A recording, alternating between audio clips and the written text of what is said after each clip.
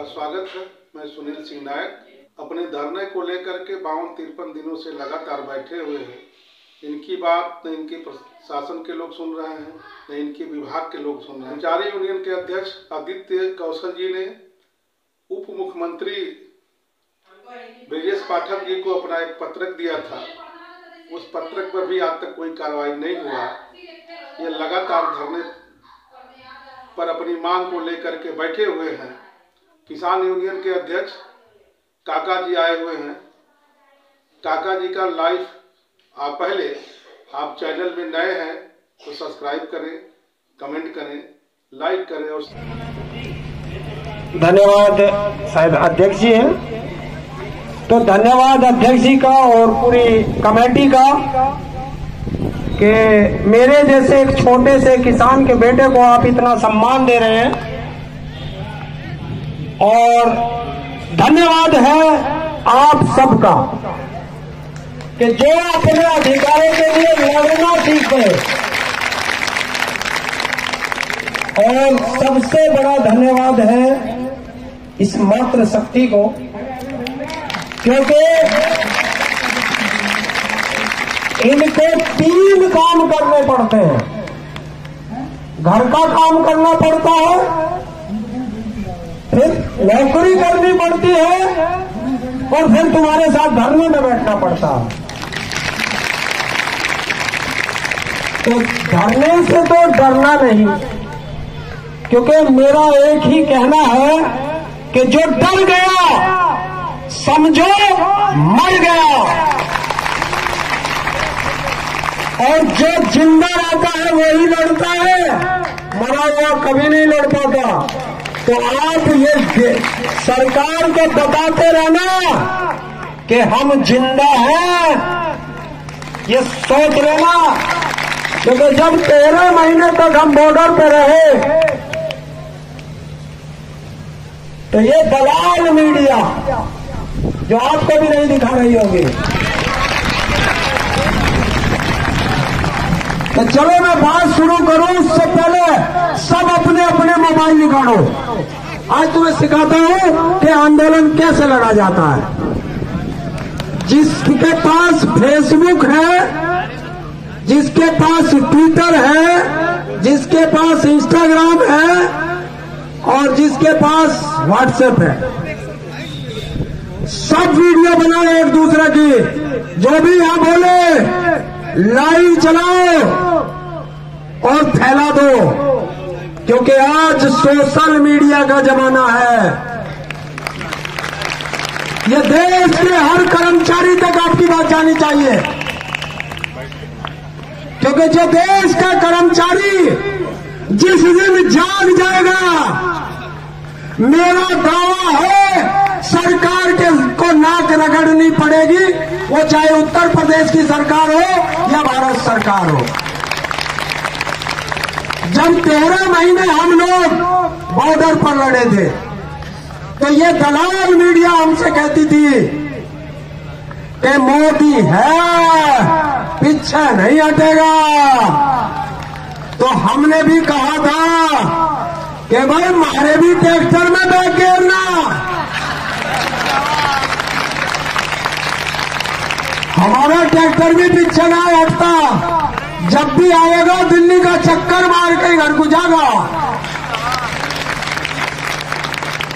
13 महीने हम लोग सड़कों पर रहे, गर्मी हो, सर्दी हो, बरसात हो, और आप लोगों ने देखा था वो जो 3 काले कानून थे वो किसानों के लिए नहीं थे, वो देश की गरीब जनता के लिए थे। क्योंकि हम लोग तो अपने खेतों में अनाज पैदा कर लेते, थोड़ा कम पैदा हो जाता, अपने लिए तो गुजारा कर सकते थे। लेकिन हमारे देश की वो गरीब जनता जो मजदूर है, जो छोटा कर्मचारी है, क्लर्क है, चपरासी है, माली है, कपड़े धोने वाला है, और उसका परिवार भूखा मर जाता। और हमने कसम खाई थी कि रोटी को ताले में बंद नहीं होने देंगे। और वो कसम हम खा करके मोदी को हमने हटाया था, रुलाया था, कान पकड़वाया था। और तब भाई उस पे रात को आकर के टीवी पे कहता है, भाइयों गलती हो गई। तो ये ताकत है एकता की।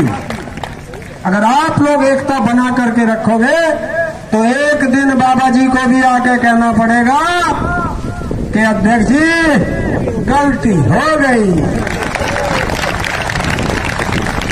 और उस गलती को सुधारने का एक ही कारण है कि वो अभी और भी काम करेगी सरकार, क्योंकि सरकार के हाथ बहुत लंबे होते हैं।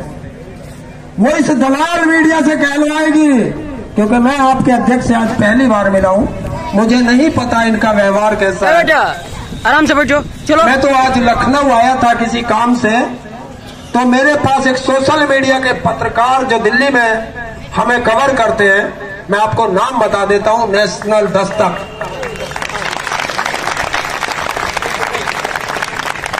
शंभू के एक कैमरामैन का मेरे पास फोन आया कि ताऊ जी लखनऊ में हो। मैं कहा ताऊ जी इको गार्डन जरूर जाना। और मुझे उन्होंने 2 नाम बताए थे, अभी मुझे दूसरे भी ढूंढने पड़ेंगे। एक तो उन्होंने बताया था कि कर्मचारियों का धरना चल रहा है जो पार्कों में थे, वो आप हैं। और एक बताया था 69,000 शिक्षक भर्ती का गेट पे। चलिए मैं उनसे भी मिलके जाऊंगा। और आप हिम्मत ना हारना, सबसे बड़ी बात है। जिस दिन आप हिम्मत हार जाओगे, आप ये आंदोलन हार जाओगे। मुझे अभी बताया आपके साथियों ने कि कुछ कर्मचारियों को सस्पेंड कर दिया गया, कुछ का ट्रांसफर दूर दूर कर दिया गया, और कुछ के खिलाफ FIR भी दर्ज कराई गई। आपके खिलाफ चलो इनके तो होने दो भाई, नेता बनोगे तो जुर्म तो सहो गई थोड़े से। तो हमारे खिलाफ भी जब हम धरना दे रहे थे तो पूरे भारत में हमारे किसानों पर 55,000 मुकदमे दर्ज हुए थे, 55,000।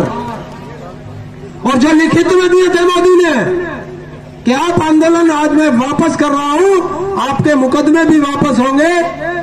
और जो 750 किसानों ने शहादत दी थी उस आंदोलन में, जो लौट के घर नहीं गए, घर से आए थे हमारी लड़ाई लड़ने।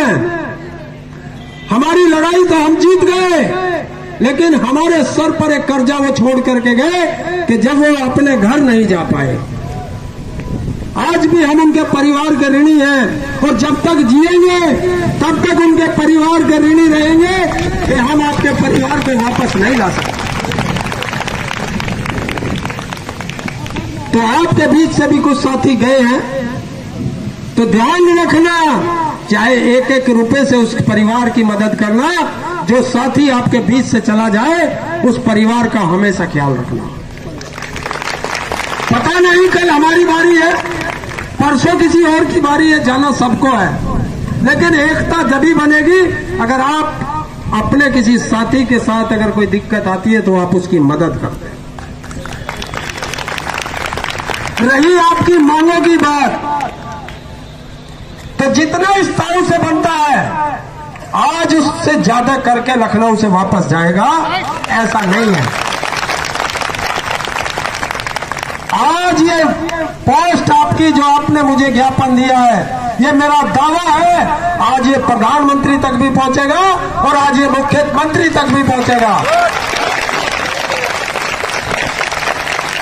और देश के सर्वोच्च नागरिक वो चाहे कार्रवाई करे या ना करे,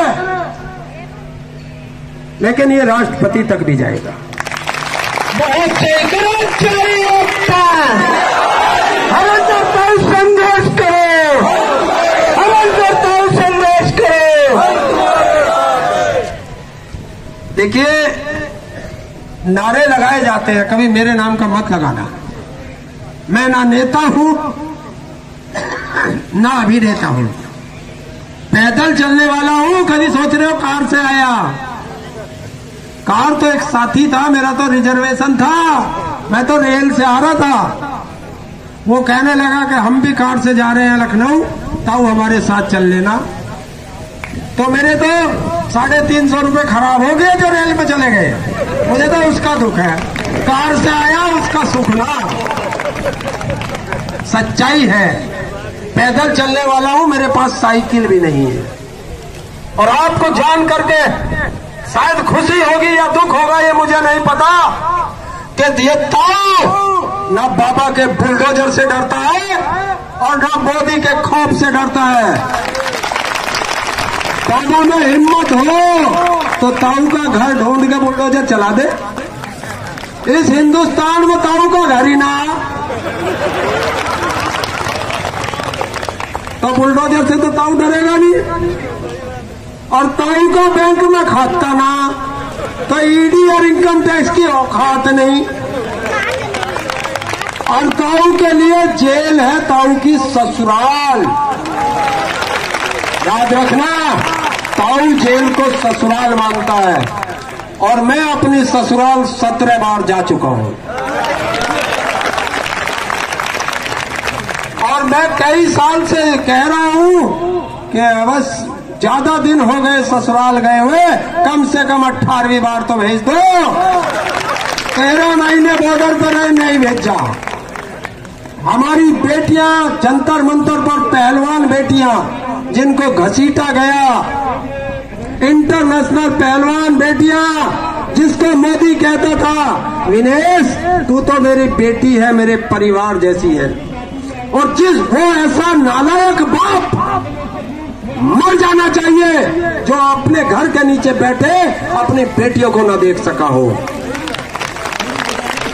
कि उन बेटियों का दोषी उसी मोदी की बराबर में बैठा हो संसद में, तो ऐसे बाप को आप लोग क्या कहोगे? दर्द होता है, लेकिन गलती हम ही लोगों ने की है कि सरकार भी हम नहीं बनाई थी। तो इस बार अपना देख लेना कि जो आपको 4th क्लास का पे ग्रेड क्या 1900 रुपए है शायद उत्तर प्रदेश सरकार का, अगर 1900 से कम दे तो तुम भी वोट मत दियो उसे।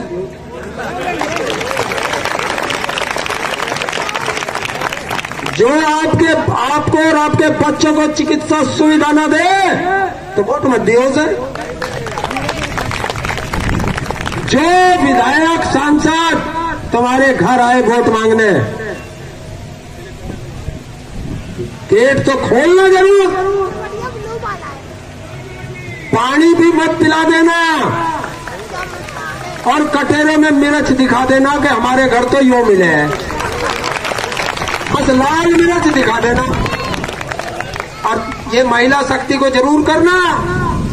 अरे बेलन है ना घर में, है? एक हाथ के कटोरे में मिर्च हो और एक हाथ में बेलन हो, याद रख लेना। हंसने वाली बात नहीं है, क्योंकि हमारे यहाँ जो आवे ना, तो हम तो किसान हैं, तो हमारे तो सांटा मिला है। सांटा तुम लोग जानते नहीं होगे। सांटा हो एक डंडा हो और उसमें 3 लड़ी हो चाम की, जिससे हम बैल हाँकते हैं, झोटा हाँकते हैं। तो ये जो संसद में और विधानसभा में बैठे हैं, जो तुम्हारी वोट लेकर के बैठे हैं, ये उसी से हाँकने पड़ेंगे, या ध्यान रखना। क्योंकि ये 5 साल में आएंगे तुम्हारे यहाँ और हम ये कर देंगे और हम वो कर देंगे, और किसी के घर 500 रुपए पहुंचेंगे, किसी के यहाँ साड़ी पहुंचेगी। मने मैं किसी को नहीं करता, ले सबसे लियो, इनके बाप का पैसा ना हो, तुम्हारे टैक्स का पैसा। जो नेता तुम्हें कुछ दे ले लेना, पर वोट मत देना, ये ध्यान रखना, क्योंकि वो पैसा आपका है। और जिस तरीके से वोट लेकर के आपको यहाँ सड़कों पे बैठाया है, उसी तरीके से जो वो दे उसे लेकर के और उसे भी सड़कों पे कर दो। विधानसभा में क्या जरूरत है उसकी? जब तक आप लोग ऐसा नहीं करोगे, आप लोग भी और हम भी, यही सड़कों पर रहेंगे। तो इस सड़कों से अपने घरों जाने के लिए बस यही एक आपका वोट का अधिकार है। उस दिन मत बिक जाना और अपने आस पड़ोस के सब लोगों से कहना कि जो मिल रहा है ले लो, पैसे वोट मत दियो। फिर देखना अगले चुनाव में मैं बाबा जी भी तुम्हारे गेट पे खड़ा मिलेगा। हुआ अभी हाल अंबेडकर पार्क में एक आज तक चैनल की डिबेट में हम लोग बैठे थे। भारतीय जनता पार्टी के भी कई नेतागण थे, हम लोग भी डिबेट में थे। तो वहाँ आपके ही कर्मचारी विभाग से कुछ महिलाएं हम लोगों के पास आई, बताया कि ये समस्याएं हो रही हैं और बताया कि जो भिन्न भिन्न समस्याएं हैं। तो हमने कहा भाई सरकार से हम लोग मांग कर सकते हैं और हमारा जो कार्य है तो हम उस कार्य को पूर्ण करेंगे और धरना स्थल पर पहुंचेंगे। तो अभी हमारी जी न्यूज से भी डिबेट है और अन्य चैनल से भी जो है डिबेट होनी है, हम आपकी बात को रखेंगे। और आप लोग पहली बात तो मैं आपको बता दूंगा कि आप लोग आज से ही बिल्कुल निश्चिंत हो जाएं, इस 100 सुनार की एक लोहार की है। और आपकी बात उत्तर प्रदेश के माननीय मुख्यमंत्री जी के कानों में नहीं पहुंची शायद, तो आपकी जो समस्याएं हैं मैं आपसे वादा करता हूं कि सारी समस्याओं का तो हल नहीं हो सकता। 1 वीक में, 1 सप्ताह में का मैं आपको टाइम देता हूं। 1 सप्ताह में आपकी समस्याओं का समाधान कराने की जिम्मेदारी मैं लेता हूं। अगर नहीं होंगी तो किसान सरकार के हमारे लाखों कार्यकर्ता यहाँ धरना स्थल पर इको गार्डन में आके बैठेंगे और मैं खुद बैठूंगा 8 तारीख से 8वें दिन। और मैं पत्राचार के माध्यम से, मीडिया चैनल के माध्यम से और जो अधिकारी हैं आपके संबंधित अधिकारी और हमारे जो मुख्यमंत्री जी हैं, आपके भी मुख्यमंत्री जी हैं, हम लोग मांग रखेंगे। भाई हमारे भाई लोग, माताएं बहनें परेशान हैं, 53 दिन हो गए हैं, भूखे प्यासे यहाँ बैठे हैं। और किसान सरकार का गठन है हम लोगों ने 4 साल पहले किया और किसानों की समस्याएं, मजदूरों की समस्याएं, गरीबों की, आप कर्मचारियों की या जो अन्य समस्याएं होती हैं उनके लिए हम लोग सरकार से संवाद करते हैं, वार्ता करते हैं और उनकी समस्याओं का समाधान कराते हैं। और देखिए ऐसा होता है, कभी कभार होता है कि हम लोगों को ईश्वर से भी भरोसा उठ जाता है। भाई हम लोग ऐसा ही दुनिया में क्या। तो आज अकस्मात मुझे वहां डिबेट में पहुंचना हुआ और एक महिला जो थी वहां आपके जो है कर्मचारी विभाग से, तो उनका दर्द मुझे देखा नहीं गया। तो आज हम लोग यहाँ तक चल के आए हैं और मैं पूर्णतः विश्वास दिलाता हूँ और आप जो है ईश्वर पर भी भरोसा रखें और अपने आप पर भी कॉन्फिडेंस रखें। आपकी ताकत हमारी ताकत और उस परमात्मा की मिलेगा, अन्याय नहीं होगा आपके साथ। मैं पूर्णतः वादा करता हूँ और आपको विश्वास दिलाता हूँ। और आप अपने आप को कमजोर मत समझें। और जितने भी कर्मचारी बंधु बैठे हैं और यहाँ खड़े हुए हैं, तो मैं सरकार तो हूं नहीं कि कलम चलाऊंगा आपको जो समाधान कर दूंगा, लेकिन मैं आपसे वादा करता हूं कि आपकी समस्याओं का समाधान 100 में 100% 1 सप्ताह में कराऊंगा। और दिल्ली के लिए अभी डिबेट है तो अन्य चैनलों में मैं आपकी बात रखूंगा और सभी लोगों की मांग रखूंगा। और अपने पत्र के माध्यम से हमारे जो भाई हैं जिनसे हमारी बात हुई है, क्या नाम है दादा जी, तो इनके व्हाट्सएप पे मैं अपना लेटर डाल दूंगा जो माननीय प्रधानमंत्री जी को, माननीय मुख्यमंत्री जी को उसमें जो शब्द लिखे जाएंगे, आपकी जो मांगे हैं मुझे पत्र दे देना, क्या लिखना है उसमें, ठीक है। वो पत्र के जो बिंदु है वो हम उनको लिखकर और आज जो है माननीय मुख्यमंत्री जी को देते हैं और कल हम माननीय प्रधानमंत्री जी के कार्यालय में जाकर, खुद जाकर आपकी समस्याओं का समाधान के लिए उस पत्र को देंगे जाके। और मैं आपका बेटा हूँ, भाई हूँ और जिस रिश्ते से माने और आपके मध्य आया हूँ और बड़ा ही मुझे जो